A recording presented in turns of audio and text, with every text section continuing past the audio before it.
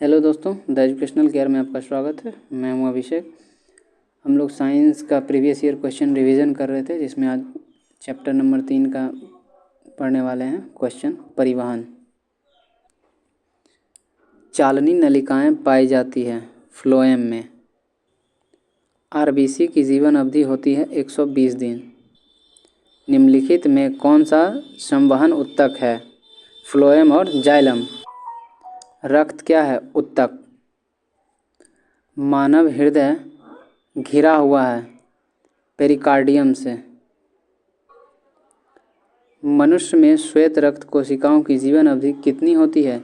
12 से 20 दिन। किस जीव में हेमोग्लोबिन नहीं पाया जाता? मक्खी में हेमोग्लोबिन नहीं पाया जाता। हेमोग्लोबिन की कमी से कौन सा रोग होता है? एनीमिया रोग होता है। ऑक्सीजन का वाहक कौन सा है? आरबीसी। रुधिर चाप नियंत्रित होता है एड्रिनल के द्वारा। खुला परिसंचरण तंत्र किसमें पाया जाता है? कॉकरोच में। मानव हृदय में कितने कोष्ठ होते हैं? 4। स्टोमाटा के खुलने और बंद होने की क्रिया में कौन सा नियंत्रित रहता है? द्वार कोशिकाएं। पौधों में गैसों का आदान प्रदान किसके द्वारा होता है? रंध्र के द्वारा। निम्न में सबसे तेज धड़कन किसका होता है? चूहा का। फ्लोएम उत्तकों द्वारा कार्बोहाइड्रेट का परिवहन होता है सुक्रोज के रूप में। इनमें से किसकी उपस्थिति के कारण रक्त लाल दिखाई देता है? हेमोग्लोबिन के कारण। हमारा शरीर किस पीएच मान पारस के बीच कार्य करता है? 7 से 7.8 के बीच। रुधिर का कौन सा अवयव रक्तस्राव को रोकने में मदद करता है? प्लेटलेट्स। पादप में जाइलम उत्तरदायी होता है जल का वहन। पत्तियों में गैसों का आदान प्रदान कहाँ होता है? रंध्र में। हृदय से रक्त को संपूर्ण शरीर में पंप किया जाता है निलय द्वारा। निम्नलिखित में कौन सा यंत्र का उपयोग रक्त दाब मापने के लिए किया जाता है? स्फैग्नोमैनोमीटर के द्वारा। रक्त का कौन सा अवयव घायल स्थान से रक्त स्राव के मार्ग को रक्त का थक्का बनाकर अवरुद्ध करता है? प्लेटलेट्स। पादप में फ्लोएम उत्तरदायी होता है भोजन संवहन का। रक्त का थक्का बनाने में सहायक होता है रक्त विषाणु। एक कोशिकीय शैवाल में जल का परिवहन डैश द्वारा होता है? विसरण के द्वारा होता है। मानव हृदय का औसत प्रकुंचन दाब क्या है? 120 mmHg। पौधों में वाष्पोत्सर्जन किस भाग में होता है? पत्ती में। गार्ड कोशिका की कौन सी भित्ति मोटी होती है? भीतरी भित्ति मोटी होती है। मानव हृदय में कितने कोष्ठ पाए जाते हैं? 4 कोष्ठ पाए जाते हैं। रक्त का लाल रंग निम्नांकित में से किस प्रोटीन की उपस्थिति के कारण होता है? हेमोग्लोबिन के कारण। कोशिका झिल्ली किस प्रकार की झिल्ली है? अर्धपारगम्य झिल्ली है। रक्तचाप मापने के उपकरण को क्या कहते हैं? स्फैग्नोमैनोमीटर कहते हैं। लसिका का रंग होता है हल्का पीला। ऑक्सीजन के परिवहन के लिए जिम्मेदार रक्त का घटक कौन है? आरबीसी। अब हम लोग चैप्टर 4 पढ़ेंगे, उत्सर्जन। प्रोटोजोआ उत्सर्जी पदार्थ का निष्कासन कैसे करता है? विसरण द्वारा। मानव का प्रमुख उत्सर्जी अंग निम्नांकित में कौन है? वृक्क। सजीव जीवधारियों द्वारा किस प्रकार की नाइट्रोजनी पदार्थ का उत्सर्जन होता है?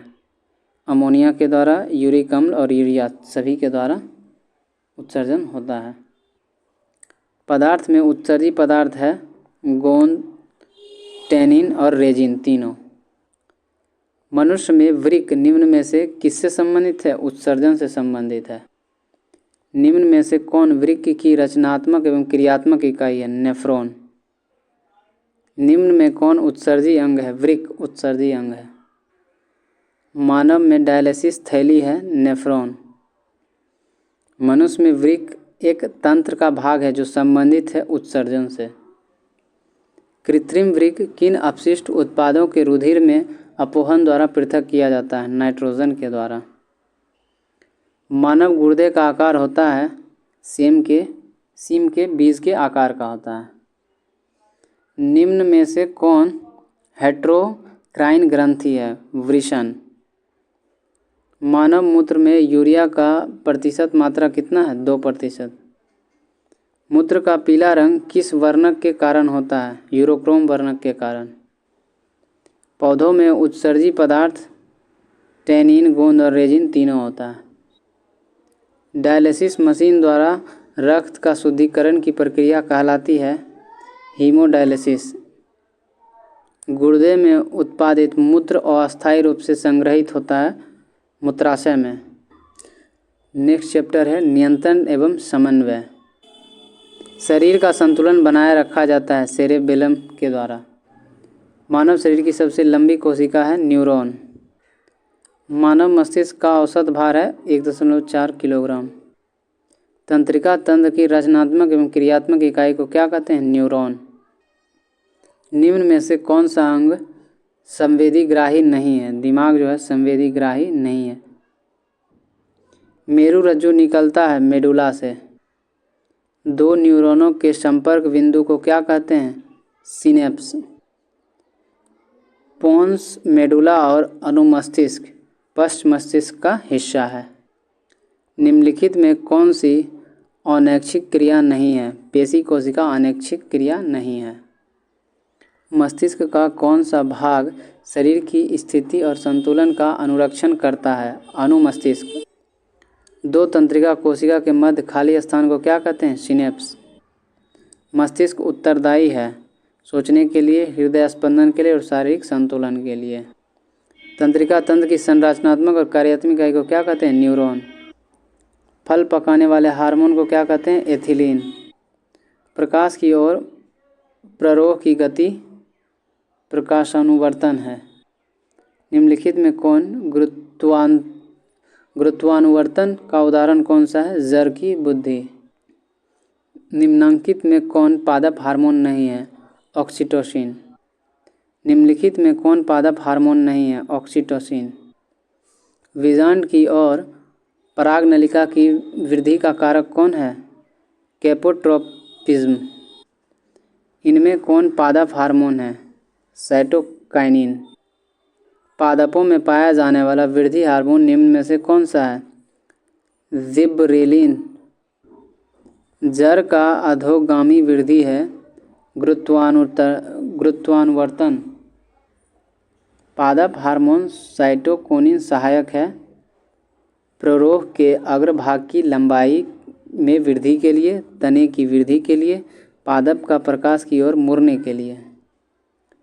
कौन सा पादप हार्मोन पत्तियों के मुरझाने के लिए उत्तरदायी है? एब्सिसिक अम्ल। जिबरेलिन क्या है? हार्मोन है। ऑक्सिन क्या है? ये भी एक प्रकार का हार्मोन है। पादप हार्मोन का उदाहरण ऑक्सिन है। लेटेक्स सामान्यतः कहाँ पाया जाता है? पीपल में, पीला कनेर में, बरगद में।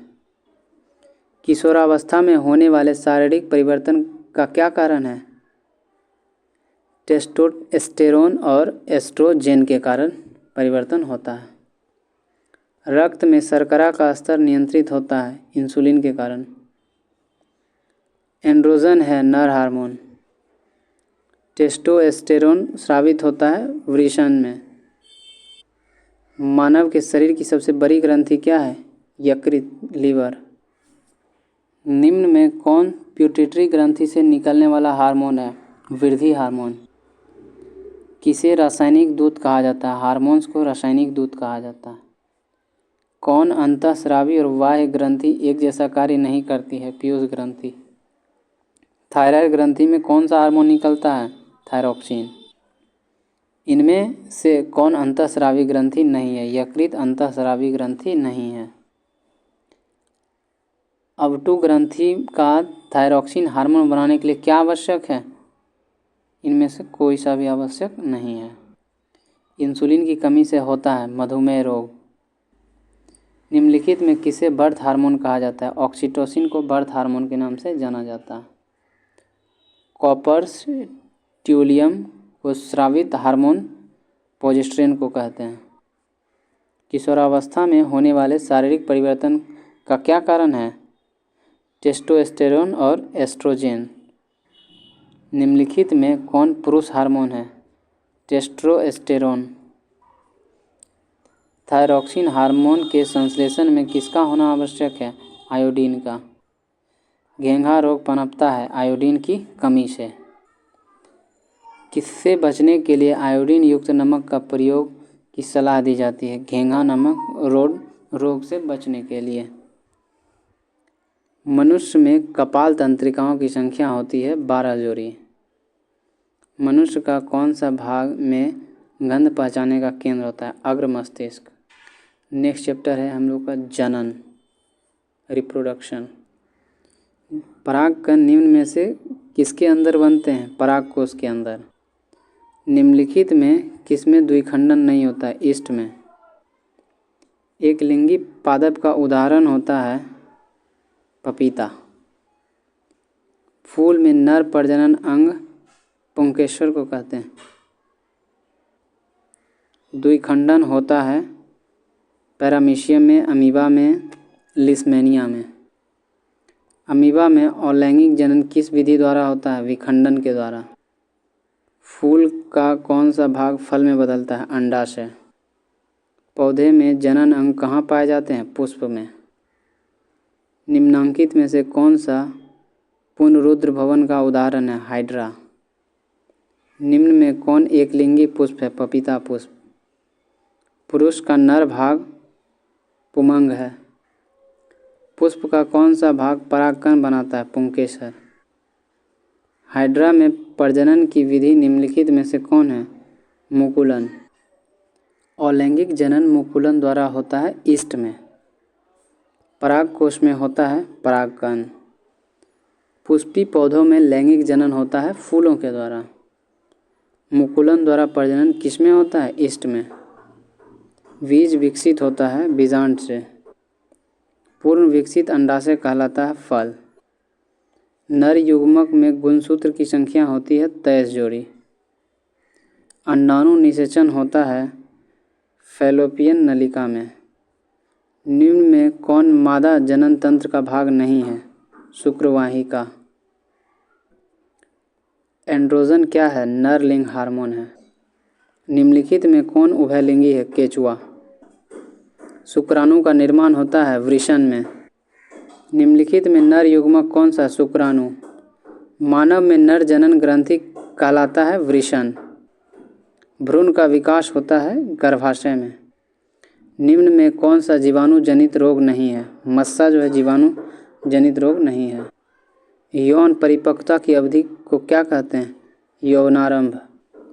लैंगिक जनन संचारित रोग है एड्स का। अगला चैप्टर है आनुवांशिकता एवं जैविक विकास। जीन शब्द किसने प्रस्तुत किया था? जोहानसन ने। निम्नलिखित में से किसे आनुवांशिकी का पिता या जनक कहा जाता है? ग्रेगर जॉन मेंडल को। मेंडल ने अपने आनुवांशिकी प्रयोग हेतु किस पौधे का उपयोग किया था? मटर का। कौन सा विलक्षण वंशागत नहीं है? बाल की प्रकृति वंशागत नहीं है। निम्न में से कौन बौने पौधे को दर्शाता है? टीटी। किसी जीव की जीनी संरचना क्या कहलाती है? जीनोटाइप कहलाती है। लिंग गुणसूत्र का पूर्ण जोड़ा पाया जाता है स्त्री में। मानव शरीर के किसी सामान्य कोशिका में गुणसूत्रों के कितने युग्म होते हैं? 23 जोड़ी। वंशागत नियमों का प्रतिपादन किसने किया था? ग्रेगर जॉन मेंडल ने। स्त्रियों में लिंग गुणसूत्र का युग्म होता है XX। प्रसिद्ध बुक द माइक्रोग्राफिया किसके द्वारा लिखी गई थी? रॉबर्ट हुक के द्वारा। मनुष्य के आहार नाल में अवशेषी अंग है अपेंडिक्स। निम्न में से कौन एक अवशेषी अंग है? Appendix. The origin of species नामक पुस्तक किसने लिखी थी? चार्ल्स डार्विन ने। समजात अंगों का उदाहरण है हमारा हाथ और कुत्ते के अग्रपद, हमारे दांत और हाथी के दांत, आलू और घास के ऊपरी भुस्तारी। कीट के पंख और चमगादड़ के पंख किस तरह होते हैं? समजात अंग होते हैं। विकासीय दृष्टिकोण से हमारी किससे अधिक समानता है? चीन के विद्यार्थी से। मानव का उद्भव स्थान है अफ्रीका। किसी जीव की जीनी संरचना कहलाती है जीनोटाइप। मेंडल ने अपने प्रयोग के लिए किस पौधे का चयन किया था? मटर का। मनुष्य, बिल्ली तथा चमगादड़ के अग्रपाद हैं समजात अंग। विकासीय दृष्टिकोण से हमारी किससे अधिक समानता है? चिंपैंजी से। निम्नांकित में से किसको जीव विज्ञान का पिता कहा जाता है? अरस्तु को। आज के लिए इतना ही, मिलते हैं नेक्स्ट वीडियो में, तब तक के लिए धन्यवाद।